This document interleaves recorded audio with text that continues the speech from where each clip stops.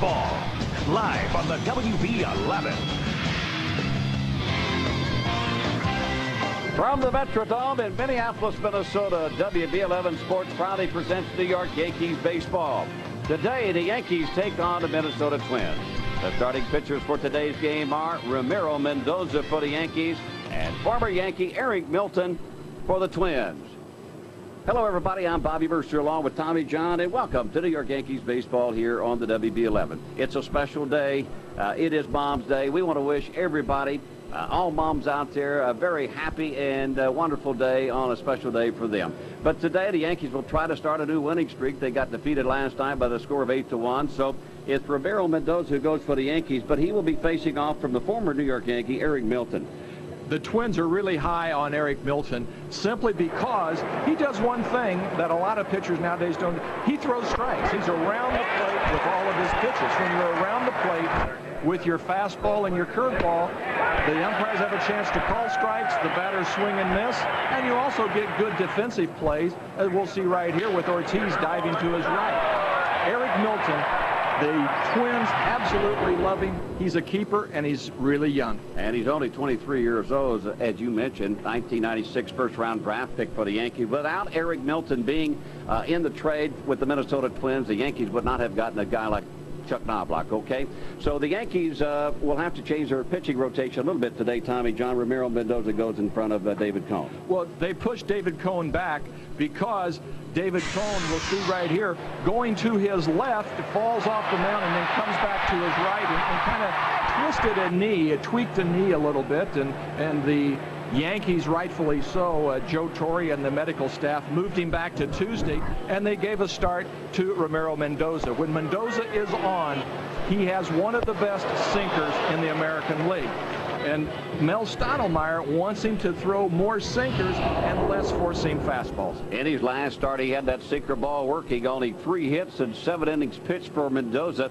He's got a rag arm, and he can always adjust to a different move. Our Susan Walbott had a chance to talk with David Cone about the update on his health. Let's go down to her and see what he had to say. Thank you very much, gentlemen. And with me is David Cone. And David, you're being pushed back till Tuesday. Let's go back a little bit. When you come off the mound, you're fielding Luis Alicea's bunt. You hear a pop. What goes through your mind? Well, here we go again. I mean, obviously I've had my problems over the last 2 years, and I talked a lot in the spring about trying to be healthy the whole year, and here I am struggling at the beginning of the year, but fortunately it wasn't anything serious. And what is the condition of the knee now? You said the swelling is down a little bit. Are you okay? Yeah, most of the swelling's gone. I threw on the side off the mound yesterday. Things went well, so I expect to be ready Tuesday night. All right, now this has nothing to do with your arm, but how do you keep your arm strong when you've got a little problem with your knee? Well, you just continue the rehab program. I mean, I'm still sort of at the tail end of my rehab in terms of coming off surgery and trying to do the arm weights and get the strength back in my shoulder. And I'm not where I need to be, but I'm hopeful that I'll get there.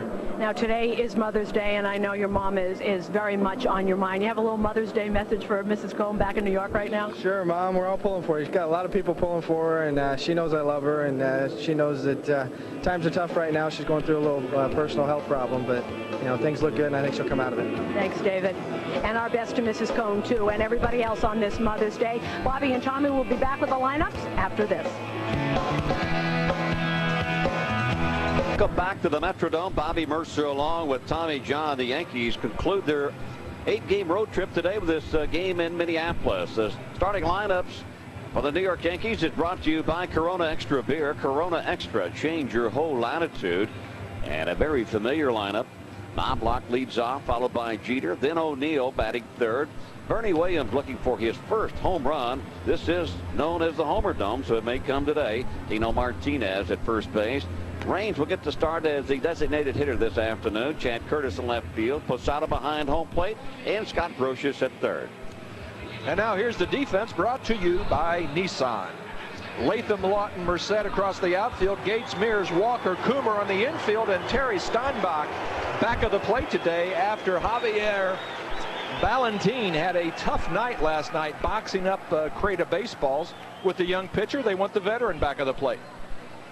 And all eyes is on this young man this afternoon from both sides, from the Twins side, obviously, and from the New York Yankees side. 23-year-old left-hander Eric Milton will make the first pitch to Chuck Knoblauch, leading off in this final game. Knoblauch batting 240, 2 home runs, 8 RBIs. And it's always a fun time, you know, kind of an anxious time to see a young kid who has lots of talent that'll be out of play. Just up out of the minor leagues, involved in a very huge trade that sent Chuck Knoblauch to the Yankees, and the only way the Minnesota Twins would have made that trade was to have Eric Milton thrown in, and then he gets his start with the Minnesota Twins. It looks pretty good for him. Well, as we said in the opening, that Milton throws strikes. He comes right at you. He's a very confident pitcher. Four-seam fastball, and he'll run the ball in. Right there. And he tried to run the ball in on Chuck Knoblauch, and very appropriately in this game, Milton faces Chuck Knoblauch, the guy he got traded for, and the first at bat. So the count is 1 ball, 2 strikes. And I know you said in the opening, TJ, that one thing you like about him, he throws strikes for a young pitcher. And that's what Tom Kelly's left-handed pitchers that they've been bringing up here for the last 4 or 5 years, they pitch well in the minor leagues. Then when they get up to the big leagues, for whatever reason, home plate seems to be moving, and they can't find a stake big enough to drive it in home plate to keep it still. Swing and foul back out of the glove of Steinbach. So Knoblauch stays alive.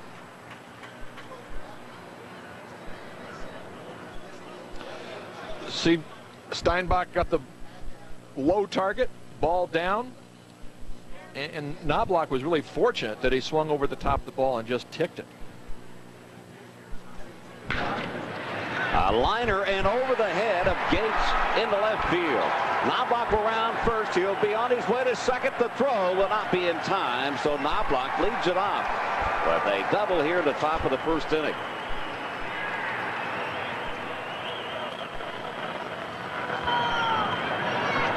Watch the ball inside. Knoblauch really didn't get that much on the ball, and Brett Gates, had he been about 6 inches taller, would have had the ball. But this is what you do in this stadium, and how you play Chuck Knoblauch. You pinch Chuck Knoblauch up the middle, and that ball down the line gave him a chance to get a double.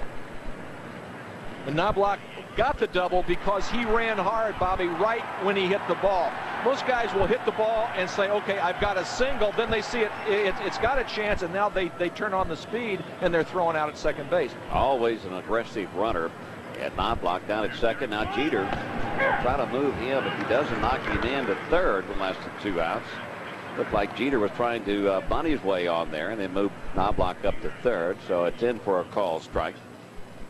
And Jeter just gets better each and every time he comes to the plate, batting .303 now, 5 home runs, 19 RBIs. Sky is the limit for him. And Milton now finds the inside corner. It's 0-2 as they continue to try to throw that hard stuff in on the hands of Derek Jeter. That's what the Twins said today during batting practice. We were talking about Mike Morgan hitting Jeter last night, and they said they weren't throwing at Jeter, that they're trying to pound him inside.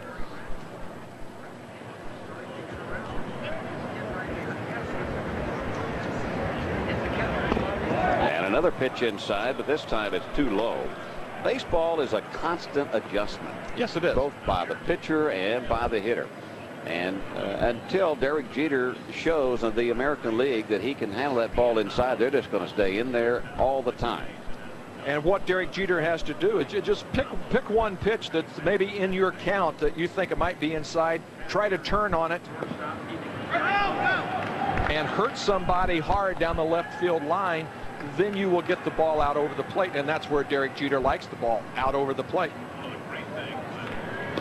What a road trip it has been for Derek Jeter and a lot of this New York Yankee offensive ball club, batting .387, a couple of home runs and 7 RBIs, and he had a big night in that Texas series, last game of that series. The pitch misses low and inside, so now Milton has run the count to Jeter 3-2. Nobody out here in the top of the first. Yankees have a runner down at second. And on deck is O'Neill. We've got to keep an 0-2 stat, and by the 0-2 stat, how many times this year you'll see a pitcher go 0-2 and then all of a sudden the count's 2-2, 3-2? Well, the 3-2 pitch lined in the left field for a base hit.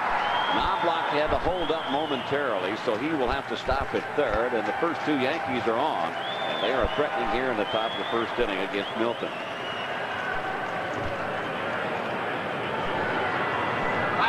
by going 3-2, you just make Jeter that much a better hitter.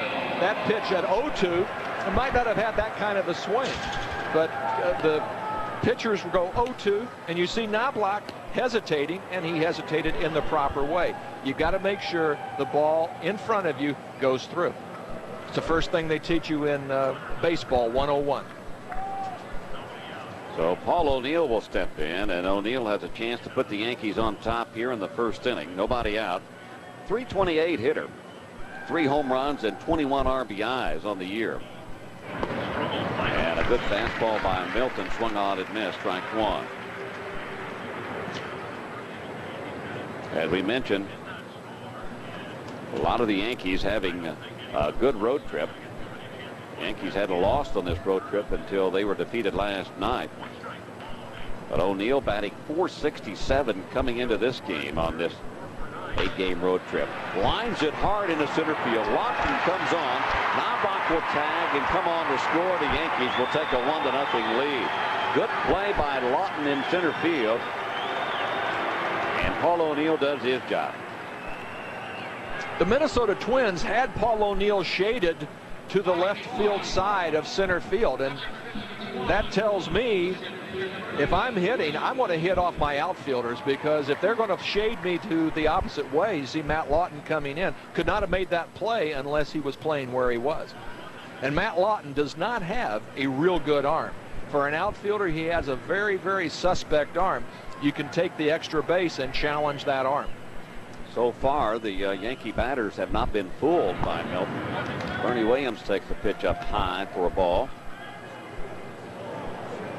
It's always hard, Bob, for a pitcher facing his the team that he was traded from. Even if you're a veteran, it's tough that first time out, because you want to show them that you can pitch. That in the inside corner now. It's 1-1. With 1 out, Yankees lead at 1-0.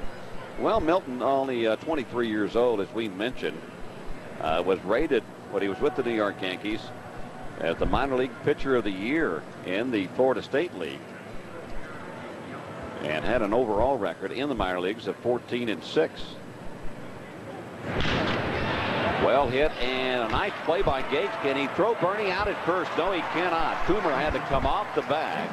So an infield hit by Bernie will move Jeter to second, and the Yankees will have runners now at first and second, and only 1 out. 3 hits in this inning so far by the Yankees. That was a good play by Todd Walker. The ball hitting in the, by Brent Gates. Gates didn't even hesitate looking at second base. He had one spot to throw the ball, and that was Coomer at first base. Coomer made a good play by coming off and catching the ball kind of like an outfielder. You got Brent Gates playing third base. He's got a second base arm, yeah, so he's not going to throw anybody out on that play. Tino Martinez will step in now. And the slow breaking ball low and outside. And the reason that Coomer is not at third base and Ortiz at first base is Ortiz last night batting broke the hook of the hammock in his hand, and Coomer's versatility puts him over there, but now they're short at third base. Off the end of the bat in shallow right field, Merced backed up, and now he won't be able to catch it. Jeter will round third. Nice heads-up play by Derek Jeter. He will come on to score, and the Yankees will take a 2-0 lead. And very familiar here in the Metrodome. When a fly ball goes up, it's always a challenge by anybody. But when Tino took the swing, Merced took about 3 or 4 steps back, and that was it. Well, Tino hit a changeup, and not hit a changeup from Milton, but he hit a changeup off his bat, took a big healthy swing and didn't get anything on the ball. And Merced was reading the bat, and he read the bat swing and got fooled by the ball off the bat. Which is very common in baseball. From being a former outfielder, I can tell you right now that's the most difficult thing for an outfielder, because a guy like Martinez, a power hitter, takes a full swing, and your first reaction is to make two or three moves back.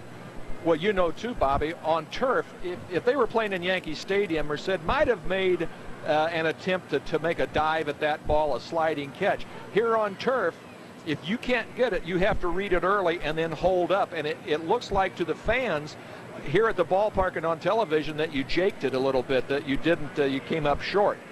Well, Tim Raines will try to knock in Williams at second base, batting .299, 2 home runs, 11 RBIs, the designated hitter this afternoon.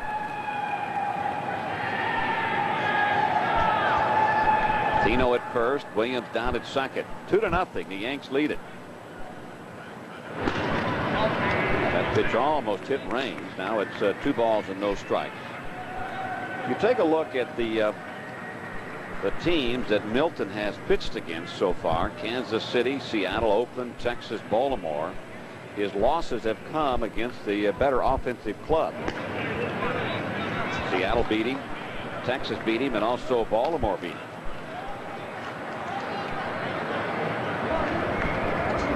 After the Martinez hit, Dick Such, the pitching coach for the Twins, went out to the mound and to give Milton just a little confidence. But now he fell behind 3-0. He's trying to pick. And by picking, I mean he's trying to throw corner, first pitch, second pitch, instead of going challenge, and then you go to the corners as you get ahead. You expand the strike zone. We'll see what Joe Torre does here with runners on first and second for him. 3-1 count coming, 1 out. The runners will hold. And the pitch is swung on and missed, strike 2. Now it's 3-2.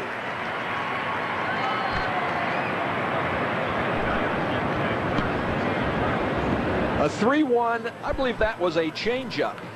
The ball went down and Tim Raines swung over the top of the ball. He doesn't throw a forkball. He throws four-seam fastball, curveball, and changeup. A 3-1, pretty good for a 23-year-old. The runners will take off on a 3-2 pitch, and it's fouled away. I guess another question, Bernie will return back to second base. Valentin had a good night last night with the bat, but he's not in the lineup this afternoon. You got the veteran catcher Terry Steinbach catching the young rookie left-hander. You don't want 2 rookies out there on the field going against a ball club like the Yankees. You want the professor back at the plate. Terry Steinbach has seen everybody. He's been on a lot of good ball clubs with a lot of good pitchers. Runners will take off again, and the pitch is hit well into left field. Going back is Latham, and in front of the warning track, he will make the catch. And the Yankee runners will return back to their respective bases. 2 gone. I guess Raines just hit it on the end of the bat a little bit. He didn't get the full lift to it.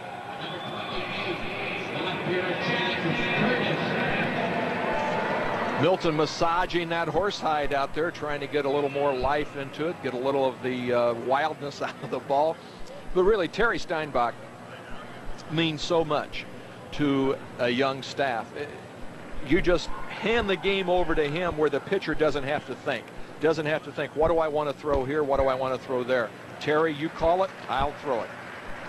Chad Curtis takes a call strike. You know, even as a veteran pitcher, I did that with Thurman. When I came over, hey, you know the American League hitters better than I. I've been in the National League for 7 or 8 years. You call the pitches and I'll throw them.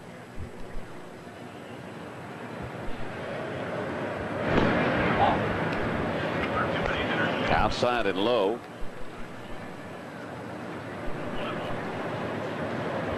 Check his on-base percentage. He is second in the American League with a .465 on-base percentage. Just in front of Pudge Rodriguez down at Texas.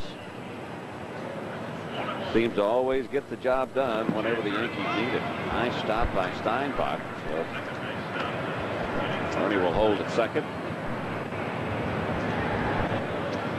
Last night, that ball might have gotten through Valentin. You see the short hopped changeup.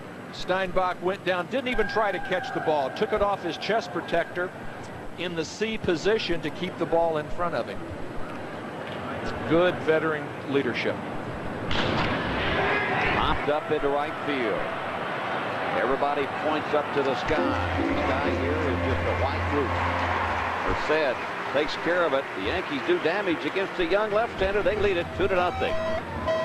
Yankees baseball is sponsored by the Toyota Camry, the #1 selling car in America, Toyota every day. And by Corona Extra, change your whole attitude. And by General Motors. By Nobody Beats the Wiz for the biggest selection and guaranteed lowest prices on home entertainment and communication products. Music, movies, and more. Nobody beats the Wiz. And welcome back to the Metrodome. It is a beautiful day outside, but we're inside here at the Hubert Humphrey Metrodome in Minneapolis, Minnesota. The Yankees took a 2-0 lead in the top of the first inning, so Minnesota comes to bat for the first time here in the bottom of the first, facing off with Ramiro Mendoza. 1-1 on the year, little high ERA, and the first batter is Todd Walker, their second baseman. Walker batting .370. That's in the top 5 in the American League. That pitch swung on and fouled out of play, and it's 0-2. But Walker is back at familiar territory, TJ. He played third base for Minnesota last year. Knoblauch trade opens up the second base job for him, and he's in there almost every day. They had the Walker at third base, and he just couldn't adapt to the position. He's better suited at second base. He had to work on some things, mainly his pivot. He was coming across the bag and was worried about getting dumped by the sliding second, or by the runner sliding into second base, and they had to work on him getting to the bag a little sooner so that he could turn and throw and get out of the way. Swing and a miss, strike 3, and a pitch way out of the strike zone. So first man up is struck out by Mendoza. That'll bring up Brent Gates, the third baseman. We saw sinker curveball, and that's just a straight four-seam fastball that just took off and did not come down. And Todd Walker was fooled on that pitch, not so much by the speed of it, but by the movement of it. And the location. I mean, you go up there thinking about down, you know, and then all of a sudden they throw one up. It kind of throws you off. So Gates gets the start at third base today. Ground ball to Jeter. And there's 2 gone. And our starting lineup is brought to you by Corona Extra Beer. Corona Extra, change your whole attitude. Walker, Gates, first 2 batters up. Molitor, the designated hitter. Lawton, Coomer, Merced, Steinbach, Mears, and Latham. Round out the 9 for Tom Kelly. And here's the defense brought to you by Nissan. Posada, Brosius, Martinez, Knoblauch, Jeter at shortstop. We'll see him making some great plays on the sinker. Curtis, Williams, and O'Neill across the outfield. Derek Jeter, to a sinker ball pitcher, is a very, very important cog. He'll get a lot of balls. And the future Hall of Famer, Paul Molitor, will step in with 2 gone. You think so? I'm going to go out on the limb on a guy like Molitor. I don't normally do that. Mendoza tries to work inside and misses. Now it's 2-0. I tell you, Paul Molitor should go in the Hall of Fame of baseball and the Hall of Fame of good guys, because he is a good guy and comes from a very good family. Hit hard, but right to Brosius. So Twins are gone. Mendoza's done his job. A couple of ground balls and a strikeout. That's easy. Yankees lead it 2-0. Remind you to catch all the action when the Twins come to the stadium for 3 games. Friday, May the 15th at 7:30, Saturday, May the 16th, and Sunday the 17th, both at 1:30. On Sunday the 17th, fans 14 and younger will receive a Valentino Beanie Baby. Boy, those are hot. Compliments of Haagen-Dazs. Tickets are available now at the stadium and through Ticketmaster and the Yankee Clubhouse stores. So a big 10-game homestand coming up for the Yankees. After they conclude this game today, they'll fly back to New York and hope everybody will come out to the stadium. Watch this good ball club. Posada leads it off for the Yankees, and Milton has fallen behind. 2 balls and no strikes. Posada batting .262, 5 home runs, 13 runs batted in for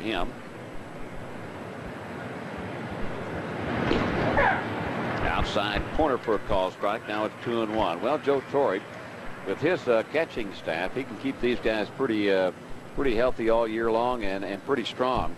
Girardi caught last night, so Posada had the night off. Swing and a miss. Now it's 2-2. Jorge Posada with a lot of power. And you'll see Milton just blowing the ball right down the middle of the plate, a little above the belt. A good four-seam fastball with some pop. And hit past the first baseman down the right field line. So Posada, like Knoblauch, leads it off with a double here in the second. Knoblauch got the Yankees started in the first inning when they scored 2 with a double. And that'll bring up Scott Brosius. There's a case, Bobby. He threw a 2-1 fastball and threw it by him, and then made a little better pitch, got it down and out over the plate, and Posada stroked the ball inside the first base line. Sometimes it's not where the pitch is, but just where the batter swings. Now we'll be up to Brosius, the 9th place hitter, to get Posada to third, or a base hit to drive him in. And he's going to bunt his way on. Milton will look to third. No chance to get Posada. It wasn't the best bunt, but it got the job done. 1 gone. But Bobby, that's what a 9th place hitter is supposed to do, especially when you've got Knoblauch, Jeter coming up. Brosius bunts the ball, bunts it hard, but because it was not a force play, Milton had to take the turn and throw to Coomer at first base. A good job of baseball, just good solid baseball by Brosius, but obviously that came from the bench and Joe Torre. So Brosius, good job done, and that will leave it up to Chuck Knoblauch to knock in Posada at third base. The infield will come in. And the pitch in there for a call strike. Now it's 0-1. See the infield. That's they tough will try putting to, in. Yeah, they will try to cut that runner off if they can. Sometimes I really think that on turf, Bobby, you don't have to play in as close as they do. I think you can play back a few steps, and the ball's still going to get to you as fast as you would be playing in on grass. If you play back almost halfway, the ball will get to you about the same time, especially with a catcher at third base. I don't think you need to be in that close. Each time the ball hits this artificial surface, it seems that it just picks up speed. Knoblauch with a big swing. Now it's 22. Knoblauch was not trying to drive the ball through the infield. He was trying to drive the ball out of the ballpark. I think he was trying to drive the ball for a 2-run shot, like he was trying to hit that ball in the upper deck, and I think when you try to hit the ball so hard, you slow your bat speed down, and your bat gets slower than if you just take a normal handsy swing. Well, it's unlike Knoblauch because he tries to hit the ball the opposite way all the time anyway, and I've seen him swing quite a few times, you know, from his heels. You may see that from Strawberry, but not necessarily Knoblauch. Sends this one into center field. Posada will tag. Lawton will make the catch. And the throw will not be in time. And Posada comes on to score. And the Yankees now lead it 3-0. Knoblauch picks up his 9th RBI. That RBI came as a result of the sacrifice by Brosius. But you saw Knoblauch getting on top of the ball. Unlike the last swing where he was trying to lift it out of the ballpark, you could see his right hand come over the ball, and I would run on Matt Lawton every time. I'm 55 years old, and I think I could run on him. No, I don't either. I think that would be a challenge. I'd like to see that. No, I saw you run. I overloaded when myself. You were 28 years old, okay? I'm faster now at 55 than I was at 28. Well, that's a matter of opinion, obviously. 2 balls, no strikes to Derek Jeter. And 2 gone here in the second.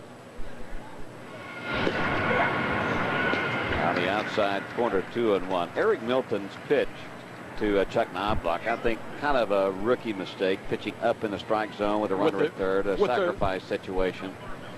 With the infield end, he's throwing the ball up. Yeah.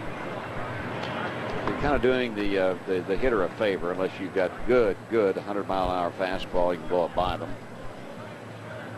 What you're looking for in the situation with the runner on third base is pop-up strikeout or ground ball. And you certainly aren't going to get ground balls with chest-high fastballs. 2-out walk given to Jeter. It's Such alongside of Tom Kelly. Such the pitching instructor. He's the guy that's charting. TK has won a couple of world championships with this Minnesota franchise, even though he's got a losing record here. 1987 and 1991, they were rocking here at the Metrodome. Homer Hankey's in 87, Jack Morris and Scott Erickson in 91. And Paul O'Neill takes the ball in the dirt. There they are. This is a very quiet Metrodome this afternoon, but during those two World Series, I mean, you couldn't even hear yourself think in this place. That's how loud it was. Joe McGrain was with St. Louis in 87, tried to pitch in here with earplugs on. The kind that airplane mechanics use, those plugs in your ear, because it was so loud. He couldn't hear himself pitch. And those two guys right there had a lot to do with that 87 and 91. Matter of fact, those guys up there, other than Jackie Robinson, I helped their careers along quite a bit. Well, you're talking about Harmon Killebrew and Carew and Oliva, Herbeck, and Kirby Puckett. Kind of the wall of fame up top in right center field here at the Metrodome. They got Killebrew Drive out by Mall of America. And every time we would go out there when I lived up here, my knees would start shaking, my stomach would start churning. But the old left-hander pitched against all those guys, except Jackie Robinson. Good off-speed pitch by Eric Milton. Watch the breaking ball. Not a real good one. You see Steinbach, watch where he's sitting outside, and watch him reach back to his right. But the ball had just a little bit of late movement, and it fooled Paul O'Neill. So it's 2 balls, 2 strikes, 2 outs here in the second. And a swing and a miss, strike 3. O'Neill is gone. Yankees are gone here in the second, but they do pick up a run on that leadoff double by Jorge Posada. They lead it 3-0.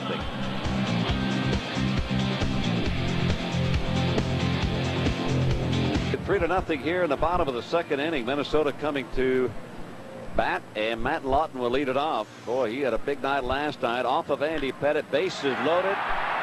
Pretty good style job by Matt Lawton. It was a grand slam home run. That was the hit that really blew the game wide open.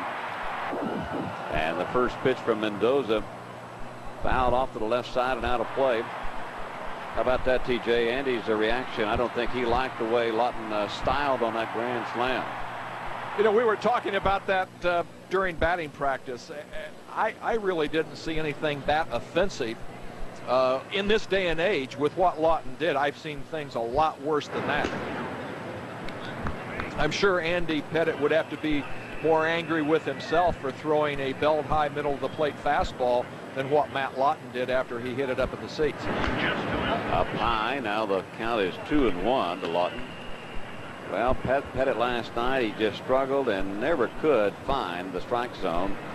His rhythm was off, mechanics were off, and consequently Minnesota knocks him out of the game and wins it 8-1. What, he had 5 games in a row that he won? You know, you lose a game and you win 5 more in a row. I mean, and Andy Pettitte is very, very capable of doing that. But 5 games in a row, that's a lot of wins in a row.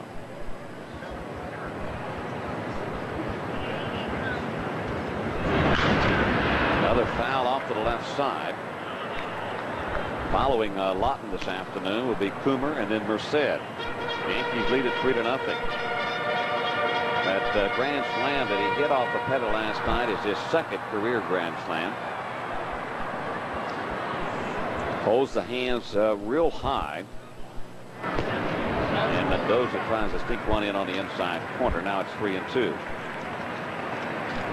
That is a swing locker right there. You see the Posada setting up inside. Boom. Good pitch, good movement. Just a little too far inside.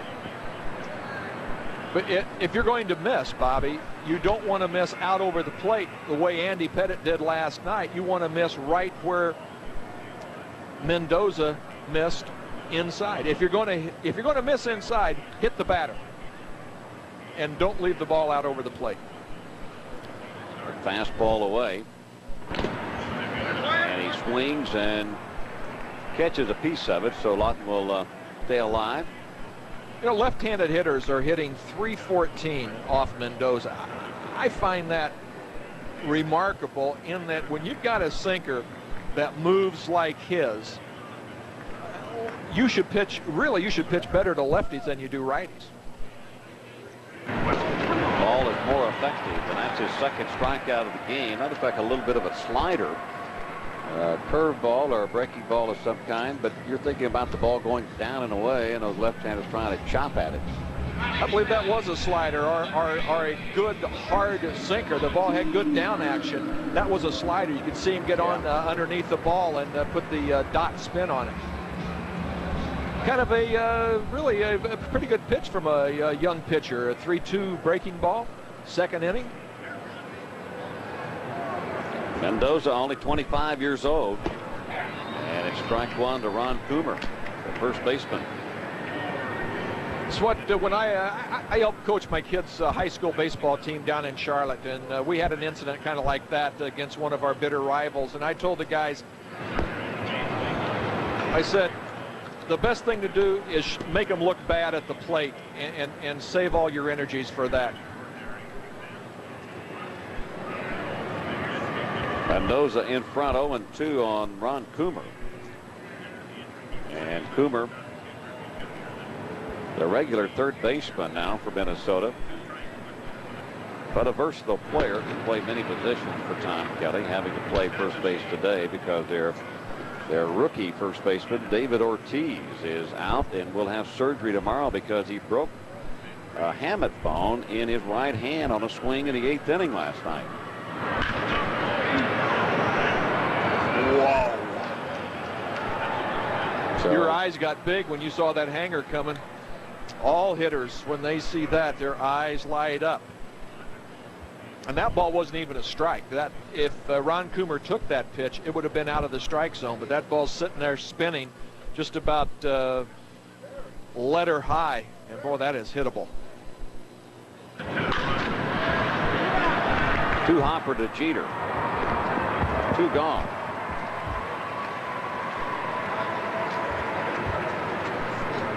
A lot of high hopes for that young man there. That's David Ortiz. You can see the brace on his right hand.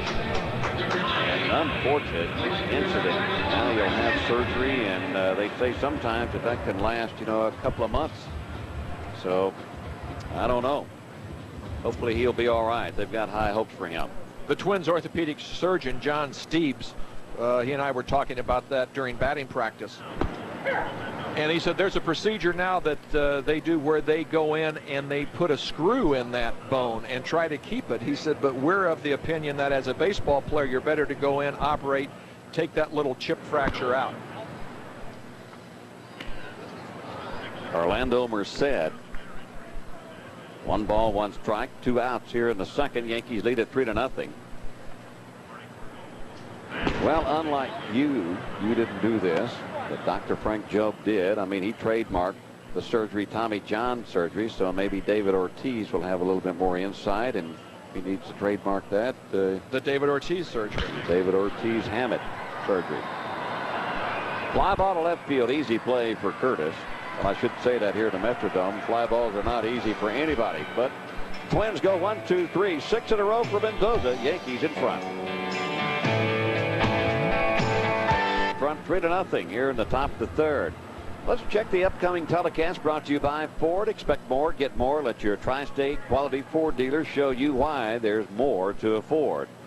And MSG will telecast Monday and Tuesday against Kansas City. Both games starting at 7:30. Wednesday versus the Rangers at 7:30. And in our next game will be Thursday against the Texas Rangers at 7:30 right here on the WB11. I think during our next telecast, I may go in a Fonzie shirt and kind of put my body up next to Juan Gonzalez, compare hammers. Hopefully we won't be around when that happens, as Bernie Williams sends one high and fairly deep into center field. Lawton on the run, looking up though, and right on the middle of the warning track, the deepest part of the Metrodome. One gone.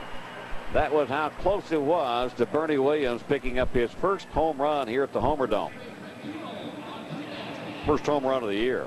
This is a big ballpark between left center and right center. 408, if for whatever reason it seems like the ball does not carry that well to center field, but as tough as this dome is to catch fly balls, it's easier in the daytime than it is nighttime, because the sunshine outside lightens the dome up, and for whatever reason makes the ball, you can track it better. And Bernie's down there trying to work on that swing. Need about 6 more feet of carry. Just got underneath it a bit. Been a long time since Bernie has hit his last home run. September the 28th, but this guy right here has hit a few home runs, 5. He's 1 for 1 today and has picked up his 35th RBI of the year. He is an RBI machine man. Good pitch by Milton on a breaking ball. 1 ball, 2 strikes now to Martinez. Set the record last year in the month of April, driving in 33. That was broken this year by Juan Gonzalez. That's foul out of play, but Tino always up there in the leader department as far as runs batted in. Nice play by a fan. Obviously, there's Bobby, there's 2 reasons why Tino is up there. 10 back of Juan Gonzalez, but Tino Martinez can get hot again. One, there's got to be guys on base, obviously, but he puts the ball in play when there's men in scoring position. And when you put the ball in play with a solid stroke, and he does not try to hit home runs, he just tries to hit the ball hard, and the home runs happen. Swing and a miss, strike 3. 2 gone here in the 3rd. Second strikeout for Milton. Eric Milton loved the Yankees so much that he put a tattoo of the New York Yankees on his left shoulder. Watch this little breaking ball, just a little slider, slurve type pitch. You can see the dot spin on it right there. Pretty good pitch, good location, good down action. So Tim Raines will bat with 2 gone. From a pitcher's standpoint, I think Tino Martinez is easier to pitch to without any runners on base than he is with runners on. Hit hard and back up the middle for a base hit. So a 2-out single by Raines keeps the Yankees alive here in the 3rd.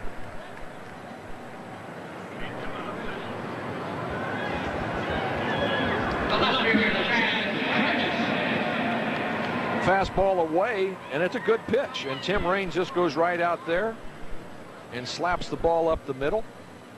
It's where you got to try to, when the batters or when the pitchers throw you away, batters got to try to hit the ball middle of the plate, middle of the field to the opposite way. Chad Curtis will step in. Curtis flat out to right field, so he's 0 for 1.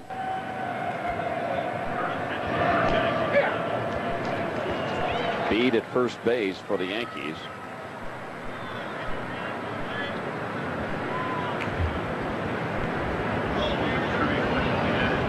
Mentioned that tattoo on his left shoulder of the New York Yankees, and once the trade was made, he had to go back to the tattoo shop and have a Minnesota Twin. Can you imagine what Mike Morgan's body would look like? Yeah, Mike Morgan, who looked like Dennis Rodman, who pitched last night, has been with 10 clubs. He was really on pinpoint control for him. He's 38 years old, so he's the old guy on the staff, along with Bob Tewksbury. But yeah, if he was putting a symbol of every club that he played for, he'd have a lot of money invested in the tattoos. I'm telling you, he looked like Rodman.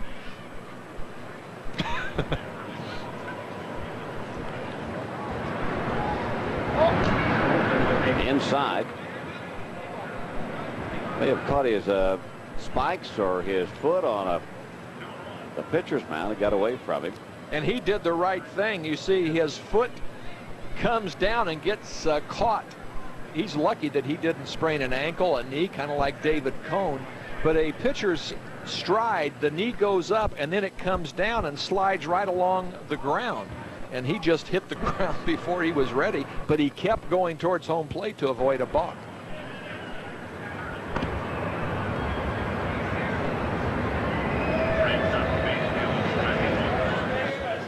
Raines only needs a couple of stolen bases as we take a look at our Toyota box score. Quite a few hits already, 6 by the Yankees, none by Minnesota. They lead it 3-0, the Yanks do. As mentioning, Raines only needs a couple of stolen bases to become the 4th player this century to reach the 500, 800 plateau in the stolen base department.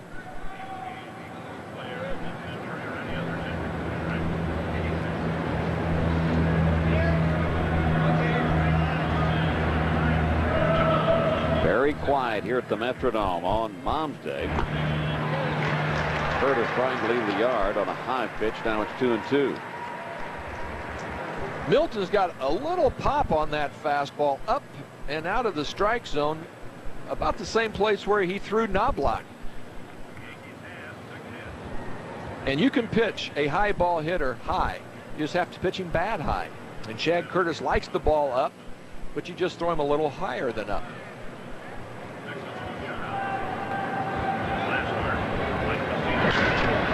Raines acted like he was going on that 2-2 pitch. Out of play, and he'll go back to first base.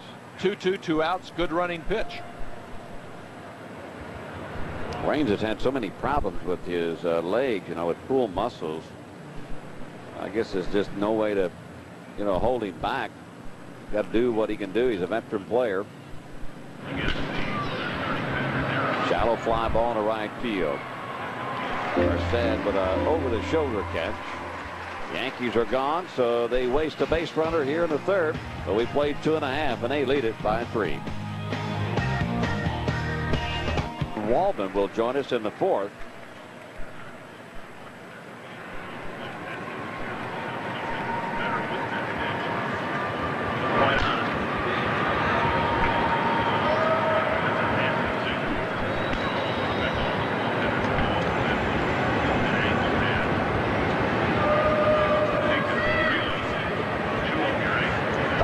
Will lead off double down at second with nobody out. If you didn't know Terry Steinbach was not a catcher, you could kind of get an idea of that just watching his body. He has a catcher's body. But one of the things I've noticed about Mendoza, when he throws the ball high, he'll get underneath the ball. And you see, that was a pretty good pitch there. He got over the top of the ball and drove the ball down. And many times he'll get underneath it, and the ball will be from 3rd to 1st rather than 2nd to home. And he blocks Mears on the back. So now the Twins with runners at 1st and 2nd. That'll bring up rookie Chris Latham. Well, Mears really crowding the plate. And Mendoza trying to run something in on the inside corner. A lot of people will say, whoop, got him right in the hip pocket. That's the best place to be hit, too. If you're going to be hit. A lot of padding down there for some of us. There are the runners. Nobody out. And Latham, the 9th place hitter. So the Twins now have batted at least one time against Mendoza. Lofted out into center field. Williams is there. Steinbach goes back to 2nd, so one gone.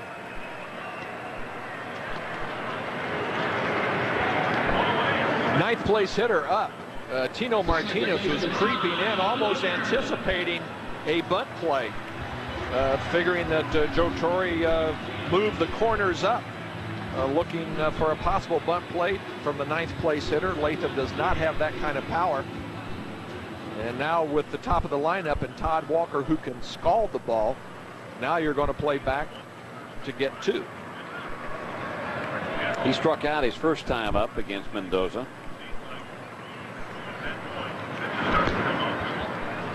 There was one of the pitches that he got underneath it. The difference in it is just hand angle. His hand will be alongside the ball in line with his arm, and when his hand gets on top of the ball has down action.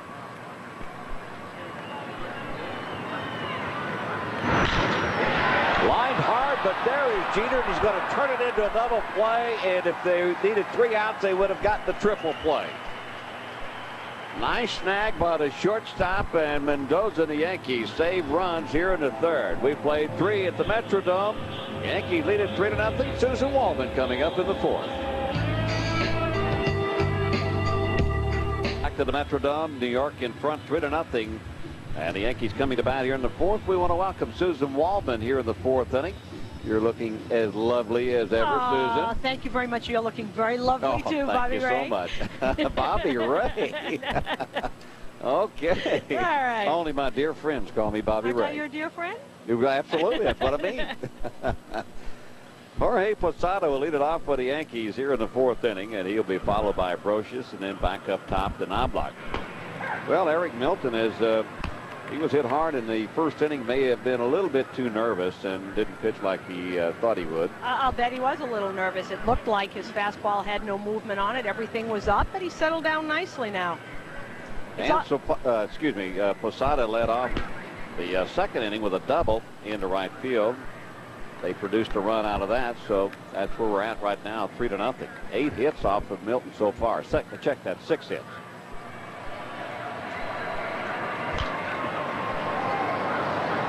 What's obvious about Eric Milton, Bobby, is he does know how to pitch. You see him mixing up his pitches and trying to change speeds. Not overpowering stuff. I expected a little more velocity out of him, but he's more like Andy Pettit than some of those hard throwers. He's 6'3", 200 pounds. Good curveball there.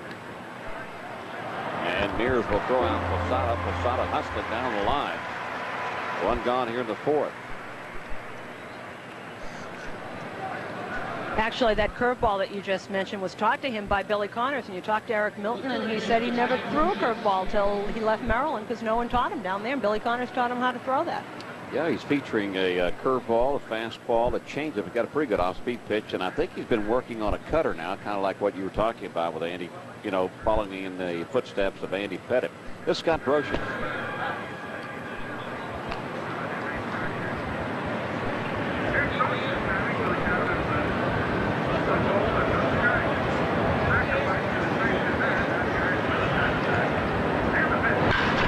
Well, hit into left field, and it may be out of here, and it will be out of here. So Scott Brosius, who bunted, a nice sacrifice back in the second, goes deep here in the fourth, and the Yankees will lead it 4-0.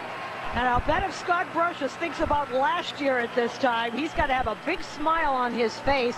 That is his first home run as a Yankee. Came into this game hitting .308. There's that perpetual smile that Brosius has had since he's put on a Yankee uniform. Susan, now Brosius hits his first home run of '98. Well, Bernie came close, right? Getting to Bernie. Does that put more pressure on Bernie Williams now? Poor Bernie.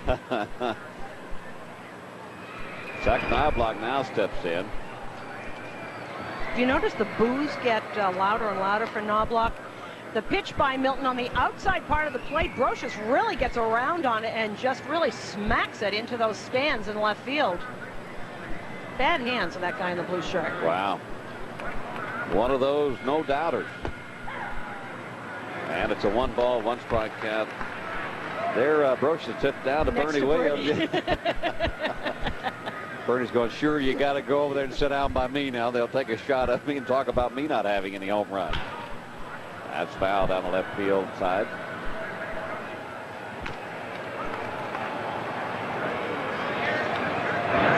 Outside part of the plate, not a terrible pitch, Bobby, but Brosius just gets around on it. And Eric Milton, he doesn't change expression very much, this kid. Very poised young man.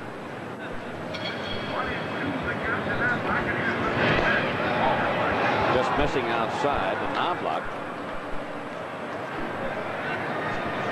Well, now he's yeah, okay. This Well, is what you do. this is what you have to do if you want to get your first home run. Bernie scratching his head. I know. I used to do that. Well hit in the left field. But it's the old Adam ball as Latham takes care of it. And there's 2 gone. Couldn't hit it any harder. Knoblauch, I think, has handled himself very well this weekend. It can't be a good feeling to get booed, and he gets booed more with every at-bat. He starts off the first at-bat, they cheer him a little bit, and then the boos have gotten worse and worse with every at-bat. Well, I think he expected it and came in here with that idea, but they're not happy that Chuck asked for a trade, and they remember all the comments, and I think the big thing was that as Derek Jeter takes one down low, the fact that they gave him the big contract, and then the moment they gave him the big contract, he asked to be traded out of here because he didn't like the way the direction the franchise was headed. Jeter 1 for 1.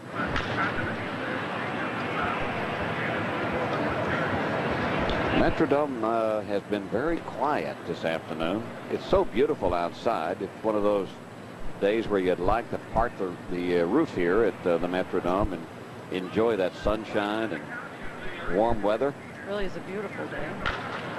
Well hit into center field. Lawton on the run. He will look up at the warning track. It's off the center field wall. Jeter around second. He'll go to third. A 2-out triple by Derek Jeter here in the 4th inning. And almost a home run.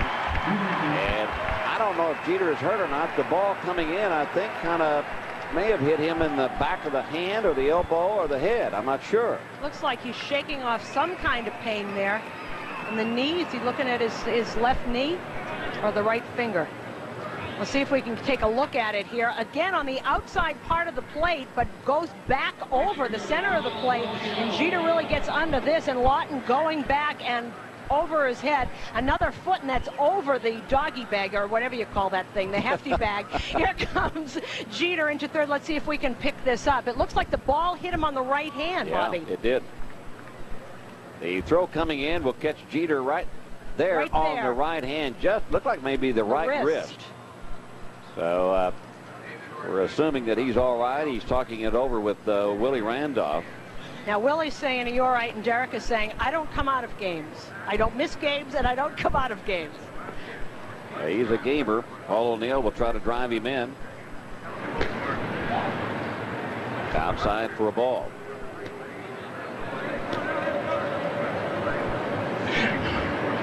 What did I say, doggy bag? I meant a doggy bag. Oh, well, whatever. We got the jest.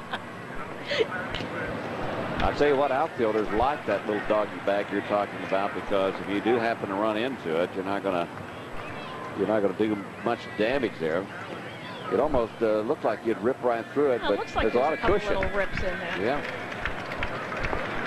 that's the kind of wall that an outfielder can challenge. That's the reason Kirby Puckett, you know, he used to leap up and bring balls back over that fence just all the time. He made that. A lot of great catches here at the Metrodome. Goes all the way around the outfield. The doggy bag's a little bit higher here in right field.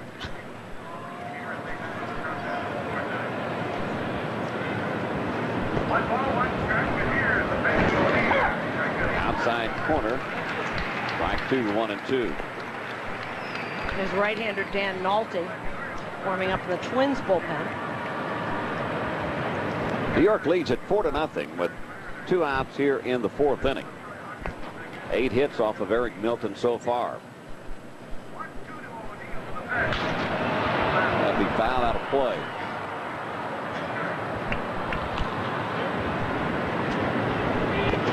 Milton really looks like he knows what he's doing out there, just can't really get it exactly where he wants. He's pitching outside, then coming back inside.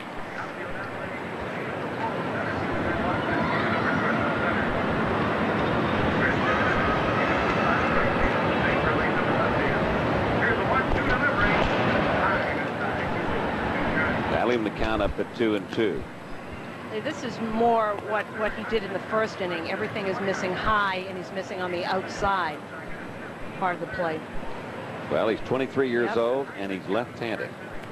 That puts him in front of everybody else. That's right.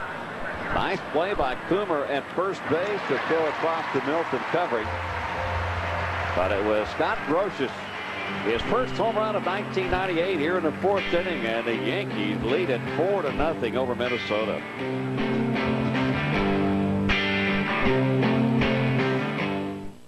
Red tag. Well, back at the Metrodome here in Minneapolis, the Yankees lead it 4-0. Twins coming to bat here in the 4th inning. Mendoza has given up only 1 hit through 3. And that was the leadoff double to Steinbach. Brent Gates leads it off for Minnesota, followed by Molitor and then Matt Lawton. You know, Brent Gates, remember when he came up with Oakland, how much, right at the beginning, La Russa said he was going to be so great and play every position. He's batting .128. Yeah, La Russa says everybody's going to be great. He's one of those guys who can really build up a player. Count 2 balls and a strike. Well, we've had a little bit of a controversy this year, I would say. David Wells in Texas, not too happy about being taken out of the game, and I understand that Joe Torre and David Wells had a meeting, Susan. Well, it came off of that 7-run inning that David Wells gave up after the Yanks had a 9-0 lead, and it turns out that Torre had said to the reporters, I don't know, maybe he was out of shape. That would be our quote of the week. I don't know what the problem was. Maybe he's out of shape. Well, David Wells asked for a meeting with Mel Stottlemyre and Joe Torre yesterday, and though will fly a ball into center field. And though neither man would talk about it, this is what I've been able to find out. Evidently, Mel Stottlemyre came out to talk to David Wells on the mound about pitch selection. That was in Texas, That was in Texas. That was as the inning was unfolding, and Mr. Wells didn't like being talked to by the pitching coach, and it's not out of the realm of possibility that he said, okay, he wants me to throw a fastball or such, here it is. And maybe there was some problem there. So Wells went into Torre and Stottlemyre and wanted to know if they had lost faith in him, and pretty much was saying, let me throw my own game, I'll come through for you. You know, Torre, who is the most understanding man in the world, I guess accepted that, and had nothing to do with his weight. He didn't apologize. They didn't talk about him being overweight. So the confidence is still there. Well, Torre says he'll get the ball every 5th day, and as long as he performs, then we won't say a thing. But you start giving back 9-run leads, and you have to use your entire bullpen in a game that you shouldn't have, and your pitching coach doesn't like it a lot. 2 balls and a strike to Molitor. That was in Texas when the Yankees had taken a 9-0 lead through the first 2 innings, and then David Wells couldn't get anybody out. That's when it all started. Popped up on the infield. Brosius is there to get Mendoza out of the way, and there's 2 gone. New York Yankees baseball is sponsored by Ford. Expect more, get more. Let your Tri-State quality Ford dealers show you why there's more to afford. And by Avis. Avis cars come with Avis people, and trying harder is what they do best. And by Nissan, who remind you that life is a journey, so enjoy the ride. They're at the plate. Oh, I think it's just all part of baseball today. Out into left field, long run for Curtis, and he will get there. That's in fair territory. Nice play by Chad Curtis, and a play that is not very easy here at the Metrodome. 1-2-3 inning for Mendoza. Yankees lead it 4-0.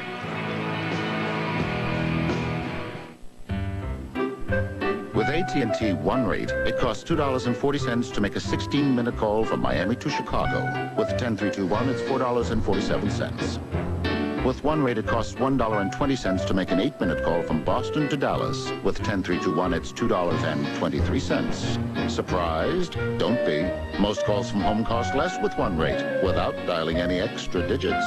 Now, what state would you rather be in? If you don't have One Rate, get it today.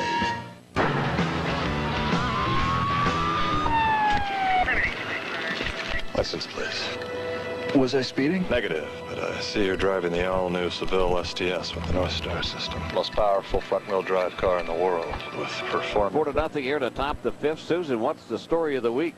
Well, I guess what we'd have to have is the return of Chuck Knoblauch to Minnesota.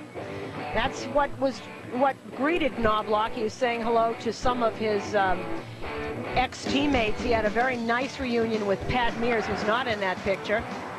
Every time Knoblauch got up, he was booed more and more.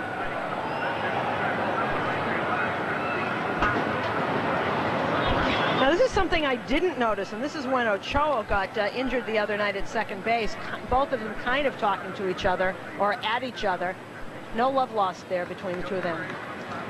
But nevertheless, the quote from Tom Kelly was very gracious and complimenting Chuck Knoblauch and what he meant for the Minnesota Twins and what he meant to them and how great a player he was. Bernie bounces one up the middle. Look at the play by Mears. Can he throw him out? No. An infield single by Williams. And another leadoff batter on for the Yankees. And it's a terrific stop by Pat Mears, and this is one of the more underrated shortstops. And of course, you play in a league with Jeter and Rodriguez. Look at that stop by Mears, and not easy on AstroTurf. But he's in a league. There's Garcia Parra, there's Jeter, there's Rodriguez, there's Gonzalez, and he kind of gets that a great stop. Very, very good play. I started to say he and Knoblauch were very, very close friends and almost knew each other's movements after the 5 years that they played together as a double play combination. So he's got to get used to Walker now at second base. As Knoblauch is getting used to Jeter. Mears said they knew when each other were going to breathe. They got so close. And Mears and Molitor were the two people that Knoblauch talked to before he left Minnesota. Tino Martinez fouls that one away. Tino 1 for 2 with an RBI.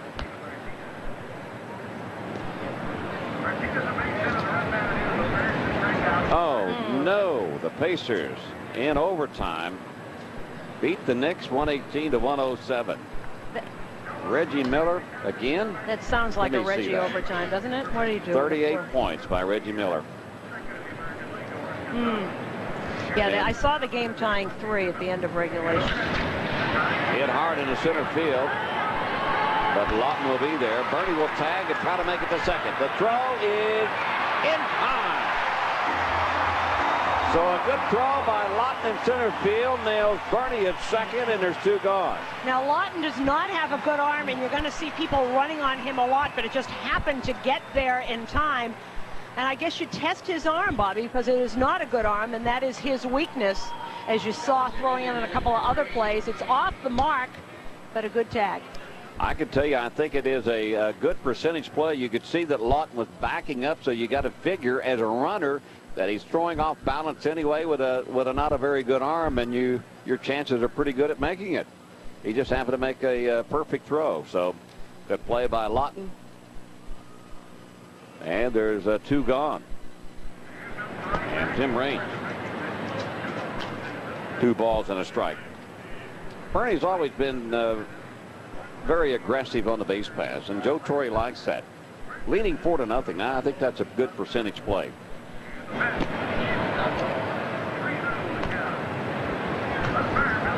Wells is telling him it's a good percentage. Wells is just one of the guys now, right? Tino's hitting him. Wells is hitting him. Well, David Wells has got the meeting out of the way with the big brass and feels pretty good about it, I guess. He's probably telling him, now if I were taking that jump, I would have done this, right? All right. I don't think you want to mess with Bernie. Bernie's got enough on his pretty good mind without a shirt on. I think he can handle himself. I think all this stealing, Bobby, how much do you think Chuck Knoblauch has to do with this? Just the whole attitude. I think he has a whole lot to do with it. The Yankees with 46 stolen bases, and they lead the major leagues in stolen bases. Whoever would have thought that about this ball club in '98? But I have no doubt that I think he's inspired the Yankees to start running. He's got 9 stolen bases along with Jeter. But people watch that, and everybody watches the way he plays. There's another guy that's that same gritty kind of player, and that's Chad Curtis. Of course, that's probably why Curtis and Knoblauch are best friends. They're always together. Very valuable player in this ball club, Chad Curtis. Strike 1 to Curtis. Curtis 0 for 2. He's flied out both times to right field. Curtis, another one who must be thinking what about last year at this time when he was in Akron, right, with the Cleveland Indians. They sent him down.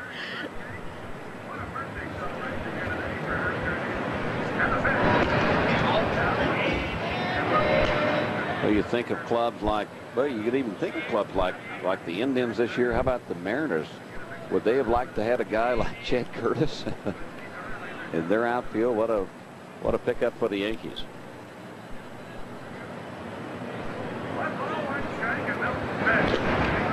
Off-speed pitch swung on and missed. Now it's 1-2.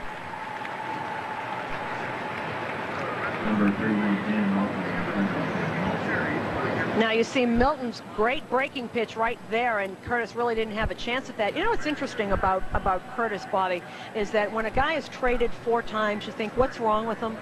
He comes here, and people just sort of blend into the woodwork here. He has always contended, I can play every day, but on this team, I don't have to. Whatever you want me to do, I'll do it. Torrey talked to him about not trying to show us that you can play. We know you can play. Relax. See the muscles on Chad Curtis. Don Zimmer, I understand, is trying a little bit of that creatine too, you know, to build his muscles up. Protein stuff yeah, absolutely, yeah. So Zim's into that now. Another fly ball to right field. 2 gone, so Raines is off. Catch is made by Merced on the warning track. That ball really carried real well, but you can see how strong he is. Yankees lead it 4-0. Yankees lead it 4-0. Minnesota coming to bat here in the bottom of the 5th. And we want to wish a dear friend, Minnesota broadcaster Herb Carneal. His birthday is today, and he's a Hall of Fame broadcaster for this Minnesota ball club. What a nice guy he is. So happy birthday, Herb. And they've been eating ice cream and cake over there. Okay. I declined for us. Oh, you did? Yeah, they You're brought it in, looking out but I said, for us a little bit. I'll try to help you. Thank you so much, Susan. Ron Coomer leads it off for the Minnesota Twins here in the 5th inning. He's 0 for 1. Actually, today is my wife's birthday, so I want to wish my wife a happy birthday, which also is on Mother's Day. Happy birthday, Kay. I'm not going to tell you how old she is. I think that's wise. She doesn't look her age, let me say that. No, that's what her age looks like now. That's what, if you take care of yourself, that's what you look like. Oh, I see. Okay, so that's the reason I look so good, right? Absolutely. Okay, here we are. It's enough of that. 1-2 count on Coomer as we take a look at the Nobody Beats the Wiz scoreboard in the National League. Atlanta, San Diego tied up in the 6th inning. Colorado and Montreal. And you were telling me, Susan, in Montreal something about the dome. The roof is falling down. Yeah, so they're taking it off. They're taking it off for the rest of the year. Wow. So when we get up there, there will be no roof on Olympic Stadium, which I have never seen. Into left field, but Curtis is there, 1 gone. I've been to Montreal a couple of times when I was in the National League playing for the Cubs and the Giants. All I remembered is that they speak a lot of French there and not much English. That's right. Well, they don't like to speak English. They understand it. If you talk to them in English, they'll answer you in French. Oui? I have found. Oui. That's about all I know. Not you and me, but we. C'est ça. Orlando Merced, who's 0 for 1. The Twins only have 1 hit in the game. Well, I didn't even get it out of my mouth, and Merced picks up the 2nd base hit of the ball game. Jeter had no shot to get over in front of that. That's what happens on this turf. That gets through here in a hurry. I think it gets through here quicker than any of the other places. Not a terrible pitch. It's a little up over the outside part of the plate, but he just pool cues it into center field. Well, you know, Mendoza wants the hitters to hit the ball on the ground. That's his style of pitching. He can't control where it goes, obviously. So Merced will be on with 1 out. And Terry Steinbach, who has the other hit, steps in. Curveball swung on and missed, strike 1. Mendoza seems to have movement, Bobby, that he hasn't had in the last couple of outings when he's been getting hit around a little bit. Ball is really breaking down.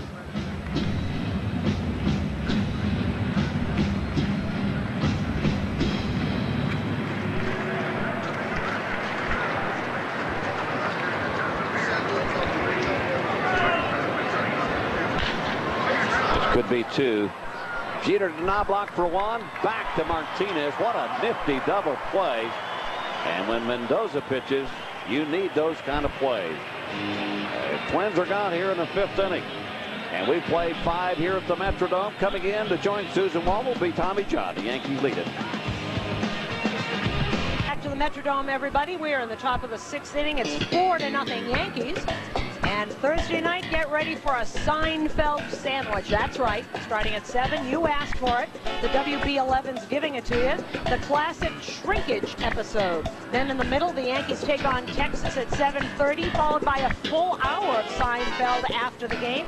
In honor of Seinfeld's last show, we're giving you the last laughs this Thursday starting at 7 only on the WB11. When we're back at the Metrodome, I'm Susan Waldman, joined again by Tommy John. Did you have one of Peg's hot dogs? Is that where you were? Yes, I did, and I had some of Herb Carneal's birthday cake. We declined on the birthday cake. Why? How was it? Was it good? It was excellent. There is no such thing as bad birthday cake. Dan Nolte has replaced Eric Milton, and he will face Jorge Posada, Scott Brosius, and Chuck Knoblauch. Nolte, big guy, about 6'6", ERA of over 8 this year. Tommy, what did you think of Eric Milton? Eric Milton threw the ball relatively well. I think he tended to probably overthrow because he was throwing against the Yankees, the team that traded him to the Twins. But you saw a lot of good things that you can take out of this game. You've given up 4 runs and 9 hits, but yet you saw a lot of good things that they can take to his next start. Outside 2-1 to Jorge Posada.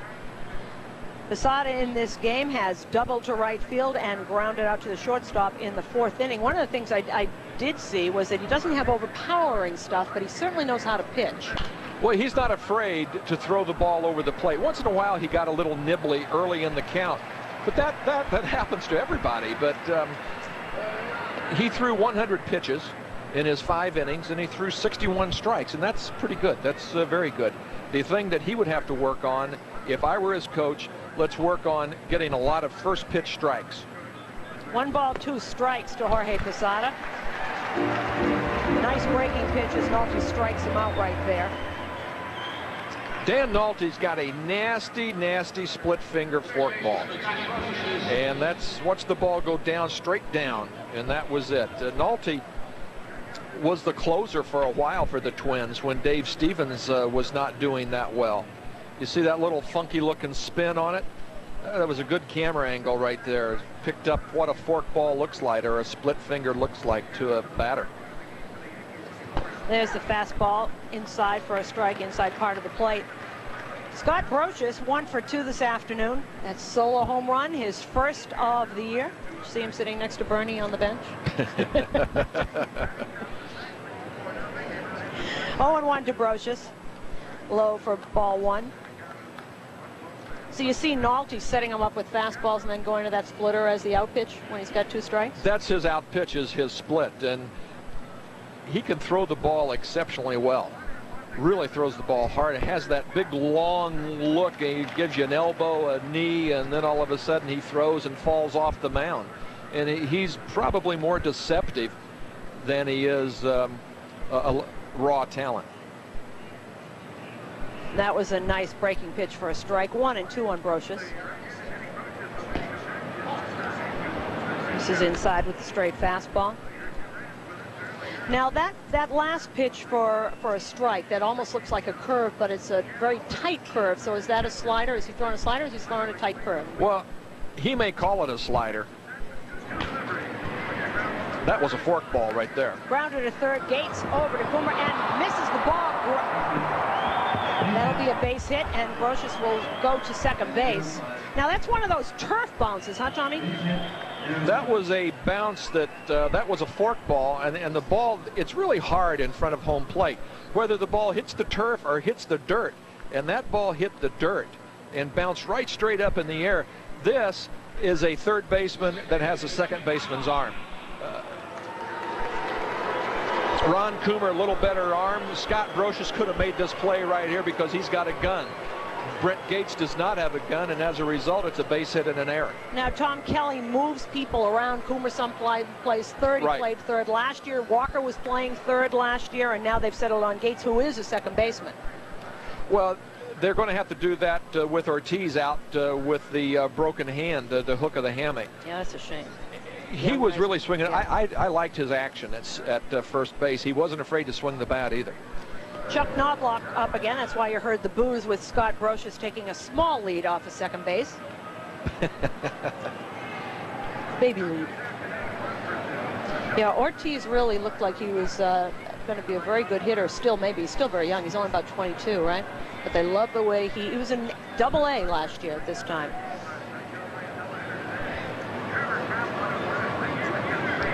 One ball, no strikes to Chuck Knoblauch. Scott Brosius on second base because of the error. There's one out here.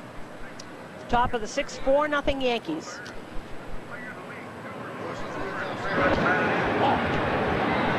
Inside for a ball, 2-0. The Twins AAA ball club, the Hardware City Rockcats. I love that name. I think it's New Britain, I think, or something up in there. Double-A? Oh, yes, yeah. I think that is New Britain. It is Hardware City Rockcats. That's exactly what it is. New Britain. That is called Hardware City because of? I have no idea. Wait, they make jewelry there. No. Oh. Is it Black & Decker? I don't know. Oh, is it? I don't have any idea. It is, okay. 3-0 to Knoblauch. Brosius on second, one out here, 4-0 Yankees, top of the 6th. Here's the 3-0, strike on the inside part of the plate.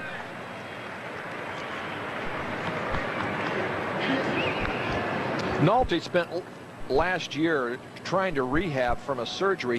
He went on the DL in '96, and they had to take out part of a top rib. He was getting an impinged nerve in his shoulder. There's a ball up high, so first and second with one out here. Now, Tommy, a big guy like that, what is he, about 6'6", 6'7"? 6'6", 6'7". How difficult is that to pick up the motion? And on the other hand, when your mechanics go, there's a lot more room for those mechanics to go. It's a lot easier. The reason it's hard, Susan, for a pitcher, your center of gravity is so high. That's why it's a wonder that Randy Johnson pitches as well as he does, because your center of gravity is high and you have a tendency to get off balance. But when you're tall, I think you're up on a 10-inch mound and you look so imposing that if I were that tall, I would try to find some way to have a little more elusive motion. Maybe like a Tiant or a Warren Spahn or somebody where you have a leg kick, arm comes down, boom, and Nolte doesn't do a bad job of it. But it just would make you look more imposing than what you are at a mere 6'7". One strike on Derek Jeter. That's inside. Jeter already today 2 for 2 on a walk. He singled in the first inning, scored a run, and tripled in the 4th. And he is our player of the week. Look at that, Tommy. What does he get for that?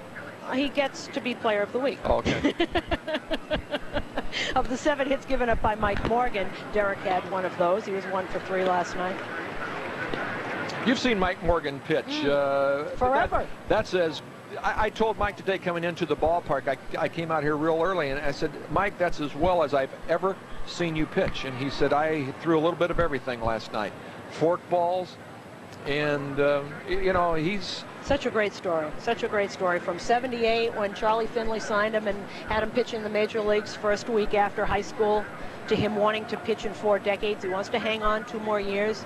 1-2 pitch inside to Derek Jeter. Wants to pitch in the year 2000. He'll hang on enough. His stuff is good enough, don't you think? To pitch into the year 2000? Yeah. Why not? 2 more years. Why not? He takes care of himself. 2-2 to Jeter. Knoblauch at first. Brosius at second. 1 out here in the 6th. 4-0 Yanks. 2-2 base hit to left field. Here comes Brosius. Is going to be held up at third. Latham gets it back very, very quickly. And the bases are loaded and 1 out, and Paul O'Neill will be the batter.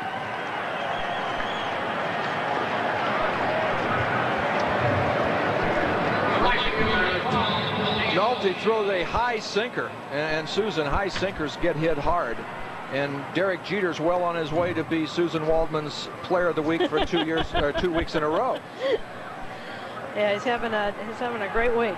Well, that was a good job by Willie Randolph, going down the line about 40 feet, holding Brosius up, waiting to see what the throw was going to be from Chris Latham.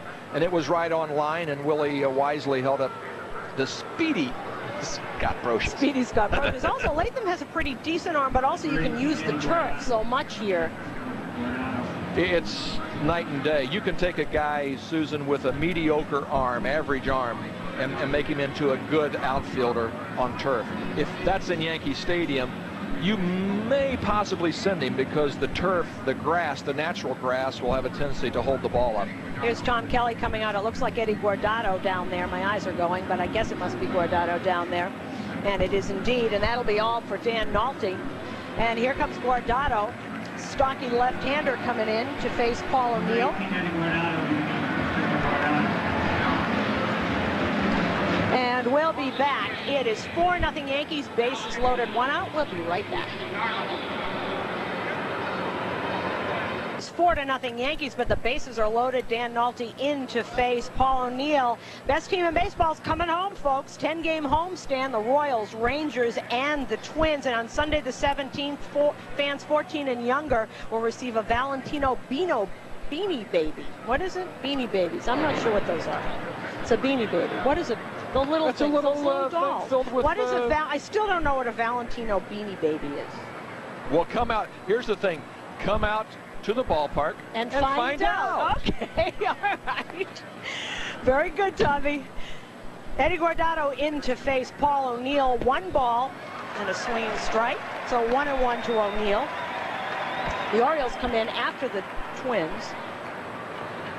Nolte, stocky left-hander. Veteran now, 2-1, 2.51 ERA. Excuse me, Guardado. I nickname Eddie